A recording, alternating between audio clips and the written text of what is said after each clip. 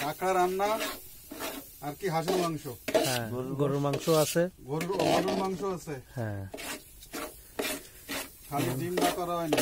সঙ্গে আছে চুই আছে, চুই ঝাল।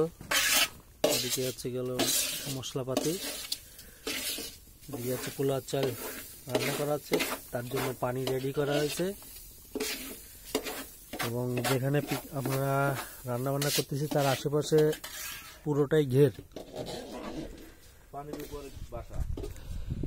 পুরোটাই ঘের এবং খুবই সুন্দর একটা পরিবেশ। মিষ্টি রোদের মধ্যে ঠান্ডা বাতাস, আহা, মনোরম একটা পরিবেশ, খুব সুন্দর। এদিকে বক দেখা যাচ্ছে, এই যে বক।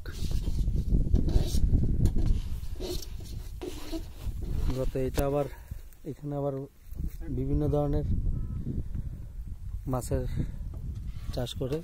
এইটা হচ্ছে গেল কাঁকড়া ছাড়া হবে এখানে, আর এইটা হচ্ছে চিংড়ি মাছের ঘের, আর এইটা হচ্ছে গেল সাদা মাছের ঘের। খুব সুন্দর। আমরা একটু পরেই নামবো গোসল করতে, দেখি।